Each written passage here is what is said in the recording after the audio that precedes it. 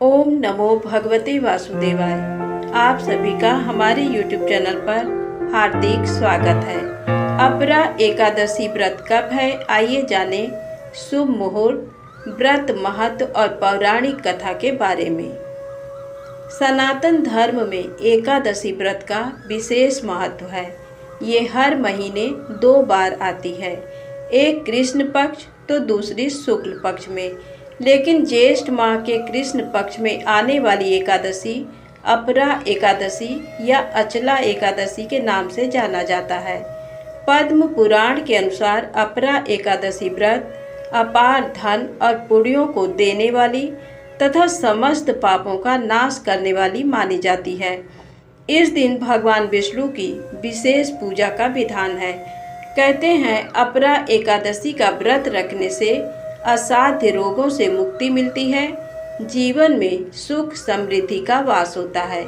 आइए जानें इस साल अपरा एकादशी की डेट, मुहूर्त, महत्व और कथा के बारे में। अपरा एकादशी प्रारंभ 15 मई सोमवार प्रातः 2:46 पर।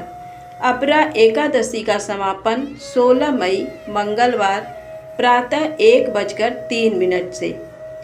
विष्णु जी की पूजा का मुहूर्त 15 मई को सुबह 8:54 से सुबह 10:36 तक। व्रत पारण समय 16 मई को सुबह 6:41 से सुबह 8:13 तक।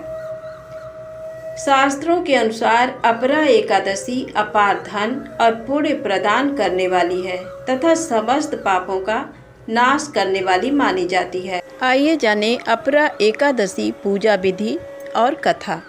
श्री हरि की प्रतिमा को गंगा जल से स्नान कराएं। श्री हरि को केसर, चंदन, फूल, तुलसी की माला, पीले वस्त्र, पीले फूल, कलावा और मौसम के अनुसार पीले फल चढ़ाएं। भगवान विष्णु को दूध से बने पकवान का भोग लगाएं। धूप और दीप जलाकर पीले आसन पर बैठें। तुलसी की माला से विष्णु गायत्री मंत्र का जाप करें और विष्णु के गायत्री मंत्र ओम नारायणाय विद्महे वासुदेवाय धीमहि तन्नो विष्णु प्रचोदयात् का जाप करें।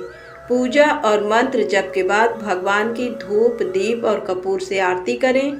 चरणामृत और प्रसाद ग्रहण करें। भगवान श्री हरि की प्रतिमा को पंचामृत और गंगा जल से स्नान कराएं।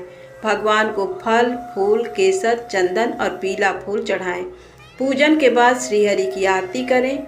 ओम नमो नारायणाय या ओम नमो भगवते वासुदेव मंत्र का जाप करें। इसके बाद भगवान से अपनी मनोकामना को कहें। इस दिन तामसिक आहार और बुरे विचार से दूर रहें। बिना भगवान कृष्ण की उपासना के दिन की शुरुआत ना करें। मन को ज़्यादा से ज़्यादा ईश्वर भक्ति में लगाएं। मंत्र जाप करें। इस दिन विष्णु सहस्त्र नाम का पाठ कर सकते हैं। भगवान विष्णु की पूजा के साथ माता लक्ष्मी की पूजा अवश्य करें।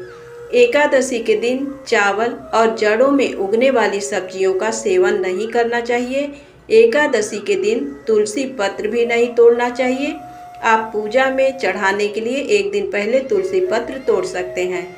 एकादशी के दिन बाल और नाखून काटने से बचना चाहिए। इस दिन सुबह देर तक नहीं सोना चाहिए। आइए जानते हैं एकादशी व्रत की पौराणिक कथा। एक बार युधिष्ठिर ने पूछा, जनार्दन, ज्येष्ठ के कृष्ण पक्ष में किस नाम की एकादशी होती है? मैं उसका महात्म सुनना चाहता हूँ, उसे बताने की कृपा कीजिए। भगवान श्री कृष्ण बोले, राजन, तुमने संपूर्ण लोकों के हित के लिए बहुत उत्तम बात पूछी है। राजेंद्र, इस एकादशी का नाम अपरा है। ये बहुत पुण्य प्रदान करने वाली और बड़े बड़े पातकों का नाश करने वाली है।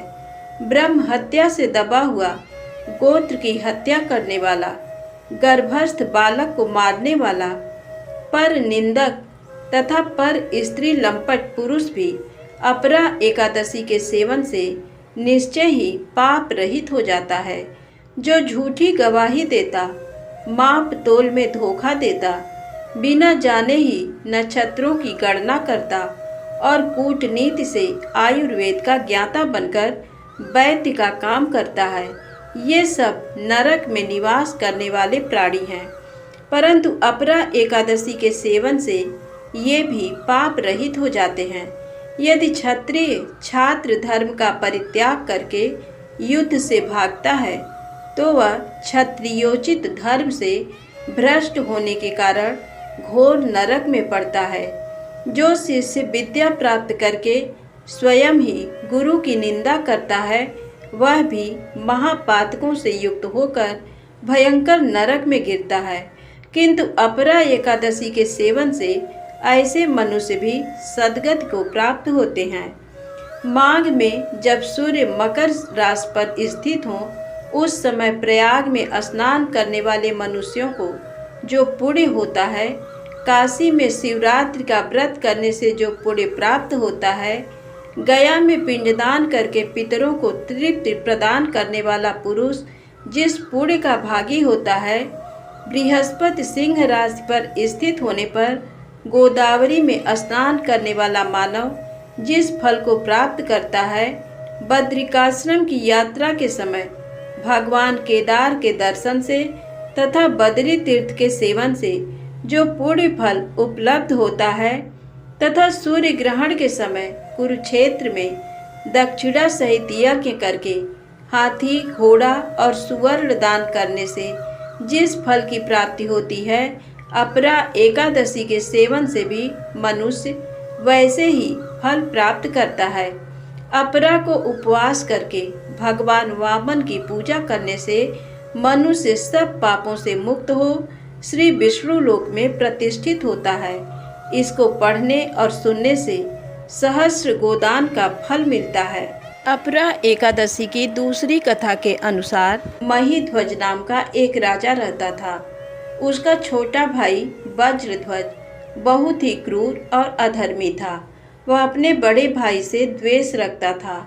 उसने एक दिन रात के समय अपने बड़े भाई को मारकर उसके शरीर को जंगल में पीपल के पेड़ के नीचे गाड़ दिया। अकाल मृत्यु होने से राजा प्रेत आत्मा के रूप में उसी पीपल पर रहने लगा और अनेक उत्पात करने लगा। एक दिन धौम्य नामक ऋषि उधर से गुजर रहे थे, तब उन्होंने उस प्रेत को देखा और अपने तपोबल से उसके अतीत को जानने की कोशिश की। अपने तपोबल से ऋषि उनके प्रेत उत्पात का कारण जान गए। ये जानने के बाद ऋषि प्रसन्न होकर उस प्रेत आत्मा को पीपल के पेड़ से उतारकर उसे परलोक में जाने का ज्ञान दिया।